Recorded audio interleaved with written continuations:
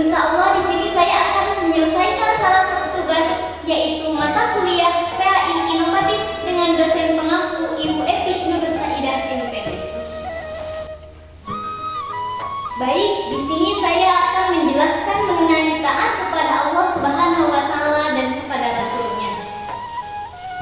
Taat secara bahasa artinya senantiasa tunduk dan patuh.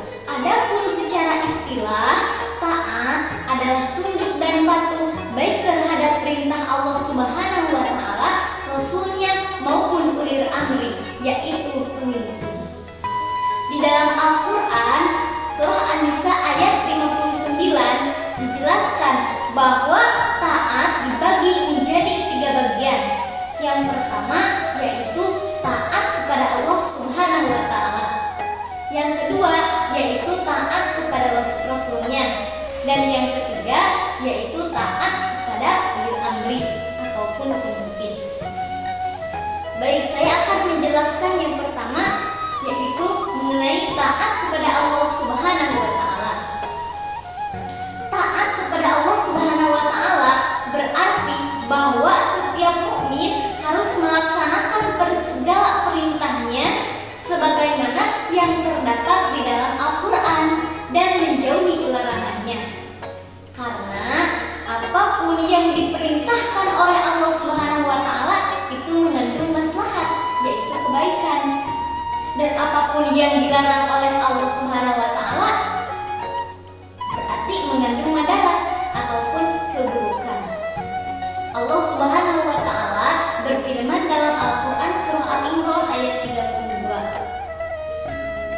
A'udzubillahi minasyaitonirrajim. Bismillahirrahmanirrahim. Qul atii'ullaha wa rasulahu fa innallaha la yuhibbul kafirin. Yang artinya, katakanlah, taatilah Allah dan Rasul-Nya. Jika kamu berpaling, maka sesungguhnya Allah tidak menyukai orang-orang yang kafir. Dan Allah pun berfirman dalam Al-Quran surah An-Nur ayat 52 yang artinya, dan barang siapa yang taat kepada Allah dan Rasul-Nya dan takut kepada Allah dan bertakwa kepadanya, maka mereka adalah orang-orang yang mendapat kemenangan. Yang kedua yaitu taat kepada Rasul-Nya. Taat kepada Rasul-Nya berarti bahwa setiap mukmin harus melaksanakan ajaran-ajaran yang terdapat dalam hadis Nabi Muhammad SAW. Sebagai Rasulullah SAW, beliau mempunyai tugas yaitu menyampaikan amanah kepada umatnya. Oleh karena itu, bagi setiap muslim yang taat kepada Allah Subhanahu wa Ta'ala juga harus taat kepada Rasul-Nya, yaitu Nabi Muhammad SAW.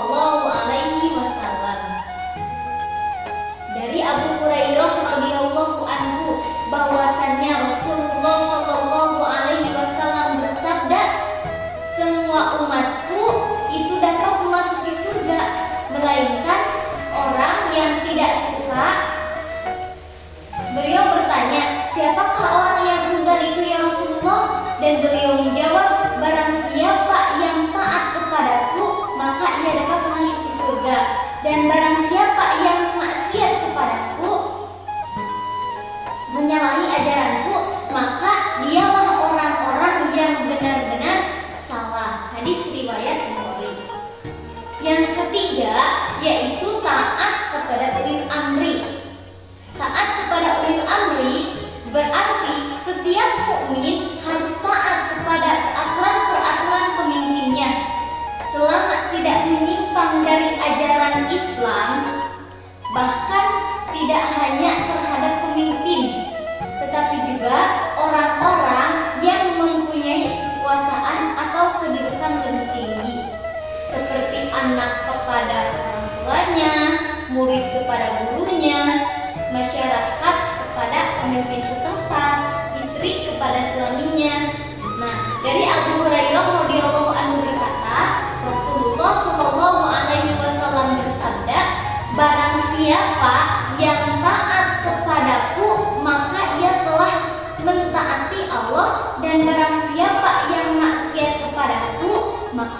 telah bermaksiat pula kepada Allah. Dan barang siapa yang mentaati pemegang pemerintahan, maka ia benar-benar mentaati, dan barang siapa yang